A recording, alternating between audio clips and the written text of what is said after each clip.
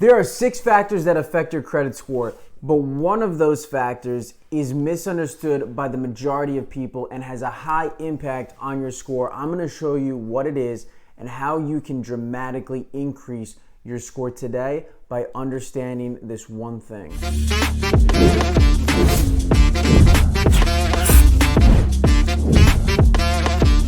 There's really no point of increasing your credit score or even having credit scores if you're gonna pay for everything in cash. The whole purpose behind it is so that lenders can see how trustworthy you are in repaying a debt or an obligation back. That's what it's all about. It's what is your trust score essentially to the lender. If you have a high credit score, you're trustworthy. If I give you money, I am expecting that you're gonna pay me back in full, because your history says so, and your score, which is based on many factors, says so. So what are those factors? They're not all created equal. There are 3 high impact factors, 1 medium, and 2 low impact factors.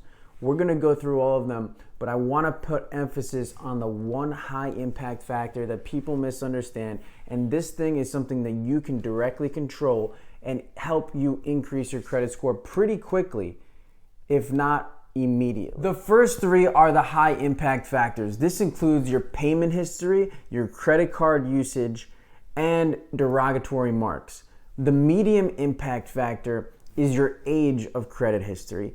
And then the last 2, which are low impact, include total accounts and hard inquiries. So out of all of these factors, I think the most misunderstood and the one that has the biggest impact that you can directly control is credit card usage.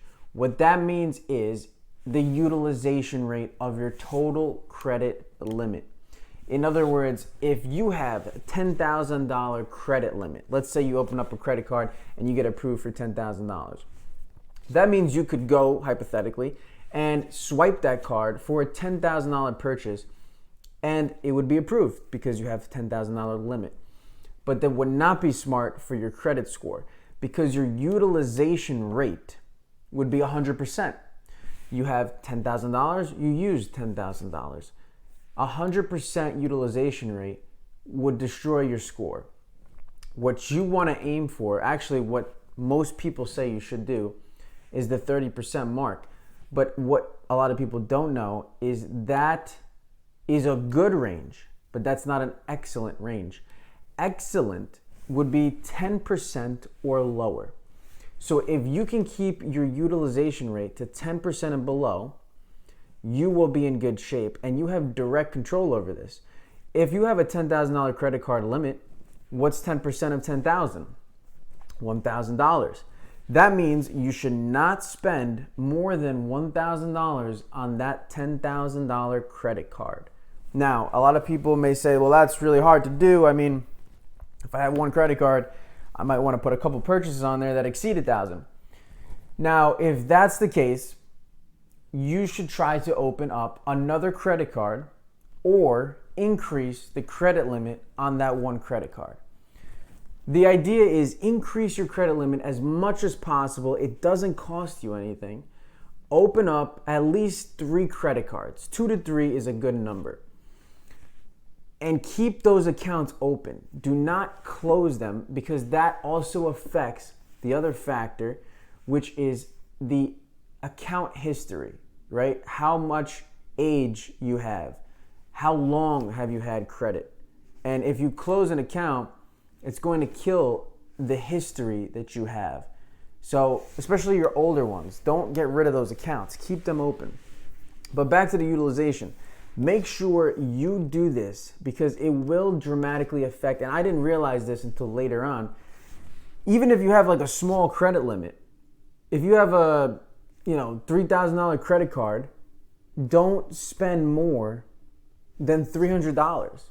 It's going to be pretty hard to do maybe for some of you.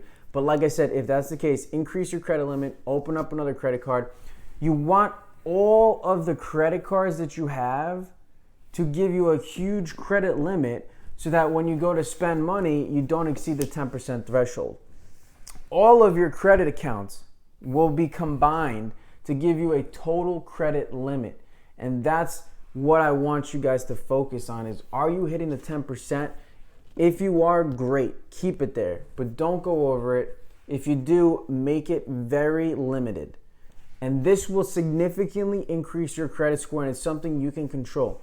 The other factors are going to be important as well, especially the high impact factors. I want you to pay attention to those and focus on those the most. Payment history, always pay your credit cards on time and as quickly as possible, because that is also a very high impact factor.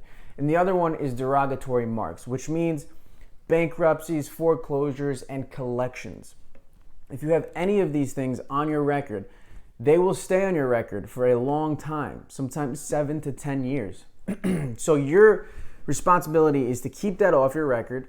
If it's on there, get rid of it as soon as possible, and make sure you avoid collections.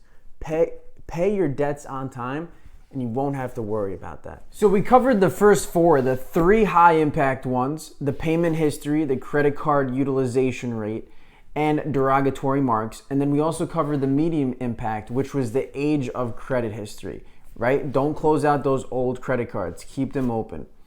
Now the last two are the low impact, the total accounts, and the hard inquiries.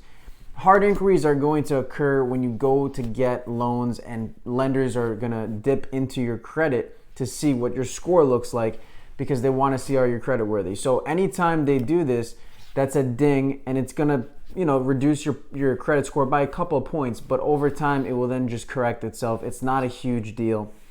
But you want to avoid an excessive amount of hard inquiries, because people say, oh, that looks like you're desperate for credit and you're always looking for loans. The other part of it is your total accounts, low impact. This just means you want to have a good mix of credit and loans out there. A mortgage, real estate loans, you're paying back on time. Credit card debt, you're paying back on time. Auto loans, you're paying back on time.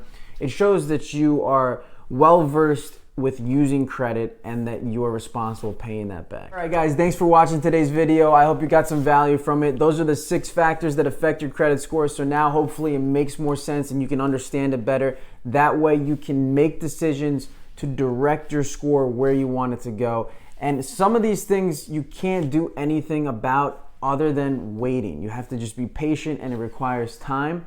But the things that you can control today, I highly suggest you get started with it today. Stop spending more than 10% of your credit limit. Keep your old accounts open. Pay your credit card debt on time, and make sure you avoid any type of collections on your credit. Also, do not try to take out an excessive amount of loans and get a bunch of hard inquiries on your report.